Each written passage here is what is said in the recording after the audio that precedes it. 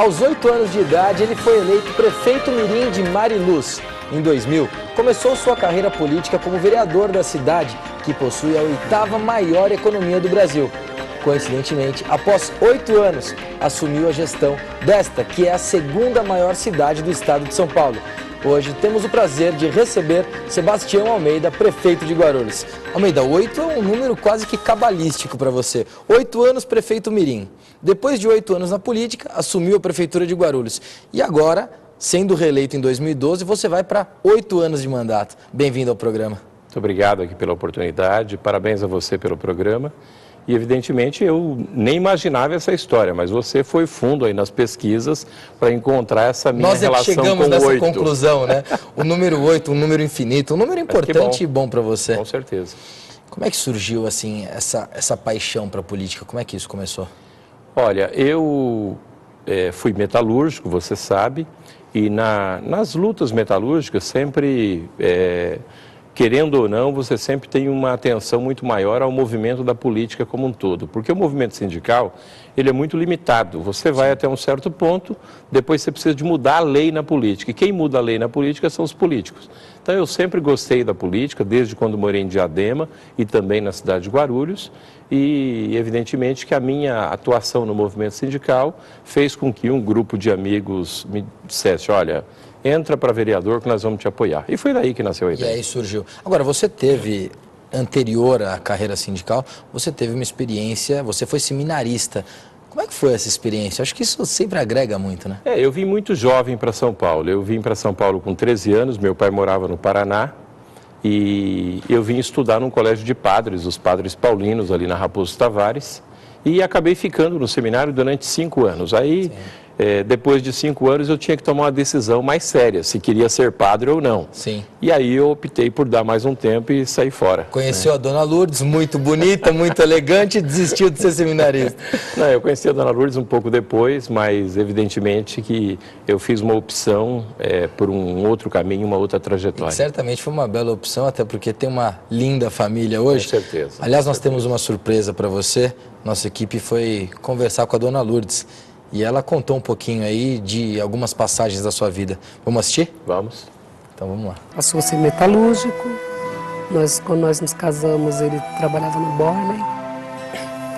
E da Borlen ele passou a ser presidente de um sindicato. Então ele pegou firme, fazíamos reuniões debaixo das árvores, foi cadastrando pessoas. Passou a ser muito conhecido e aí fizeram ele virar vereador. Eu tinha um pouco de receio, sim, porque sindicalista na época, né, era um negócio mais complicado. O objetivo dele sempre foi ajudar, tem na veia a política e também o social. A Almeida sempre falou muito em ajudar as pessoas. É interessante isso, né? A família ela tem que estar sempre muito participativa nas suas decisões, né? Como é que ela ajuda, como é que você discute isso dentro de casa? Com certeza você acaba vivendo um certo dilema, porque a política exige muito de você. Sim. E a família também exige, os filhos exigem cada vez mais a presença do pai. Mas a gente acabou sempre encontrando o meio termo, né? E eu sempre tive, eu acho que o mais importante foi sempre o respaldo da Lourdes e das minhas filhas. Eu tenho Perfeito. 3 filhas lindas e a Lourdes que dá todo o apoio nas iniciativas na política e que faz hoje um belo trabalho também à frente do Fundo Social de Solidariedade, ajudando aqueles que mais precisam. Então eu acho que Deus tem me ajudado muito porque muitas pessoas têm me ajudado. Eu acho que esse é o segredo.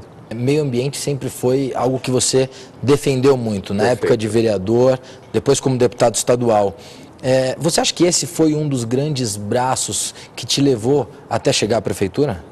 Olha, eu acho que uma das grandes mudanças que aconteceu na vida de muitas pessoas que atuam no meio político nos últimos anos foi exatamente essa preocupação. Durante muitos anos, meio ambiente era uma pauta de pessoas que não tinham o que fazer. Sim. Né, e até às vezes ridicularizado por alguns setores da sociedade. Graças a Deus, o tempo mostrou que nós precisamos viver nas cidades, mas viver com qualidade de vida.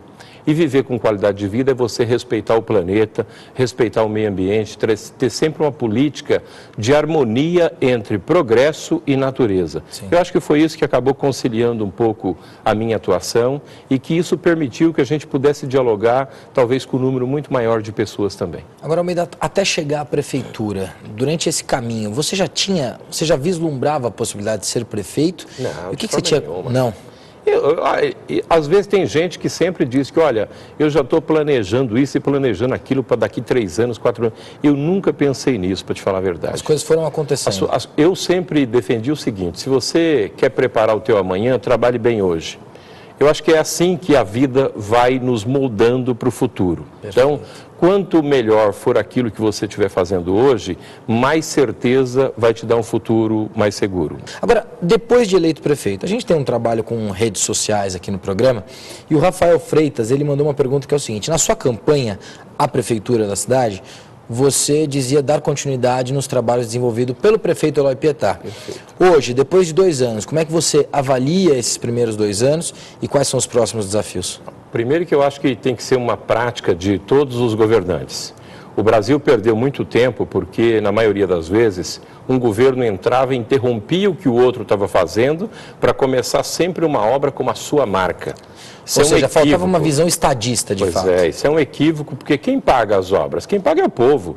Se uma determinada obra foi iniciada, o que a população espera é que ela tenha continuidade. Claro. E é isso que nós procuramos fazer na cidade de Guarulhos. Todas as obras que estavam em andamento do ex-prefeito Eloy Pietá, que fez um excelente governo para Guarulhos, nós demos prosseguimento, demos continuidade, porém, agora começam a aparecer as inovações, quer dizer, além daquilo que vinha sendo feito, o que de novo o meu mandato apresenta. E aí tem uma série de obras, seja no saneamento, na educação, na parte viária da cidade, no transporte, enfim, uma série de ações que nós estamos fazendo, dando prosseguimento a essa continuidade e inovação, que são coisas que são fundamentais numa cidade.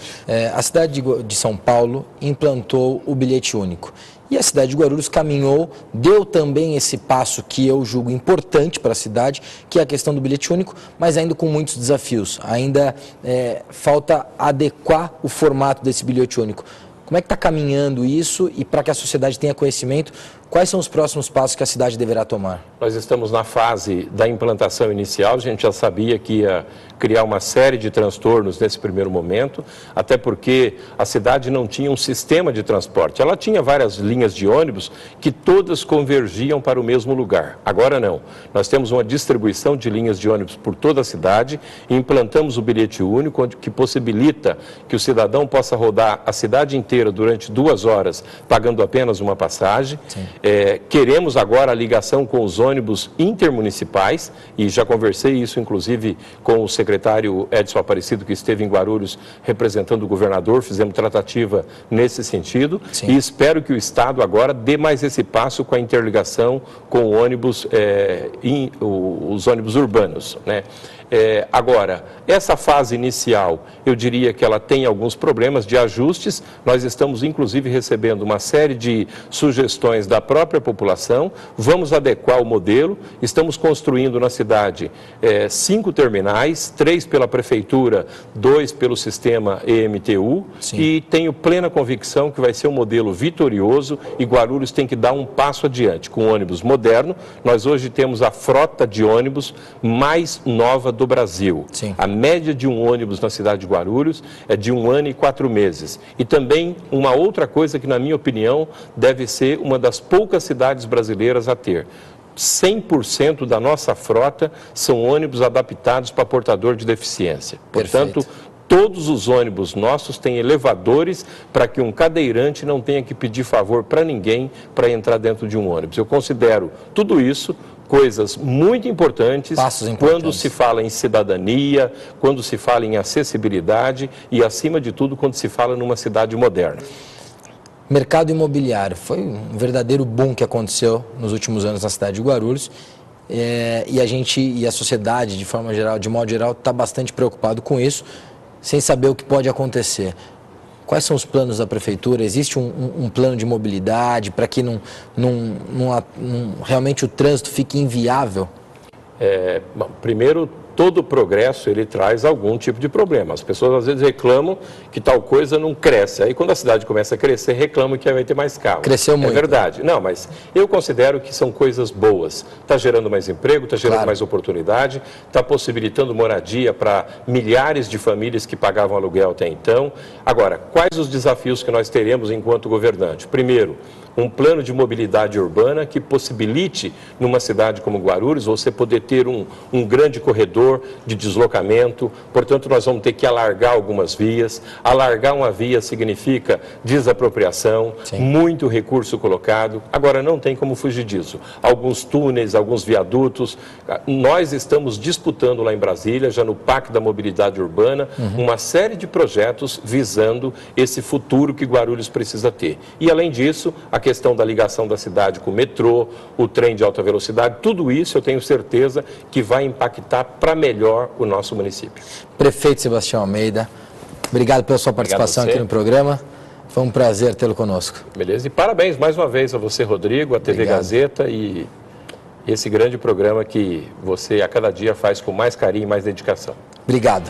Obrigado, Sebastião Almeida, esse grande amigo e prefeito da cidade de Guarulhos, a segunda mais importante cidade do estado de São Paulo. Nós vamos ao rápido intervalo e já voltamos. Fique com a gente.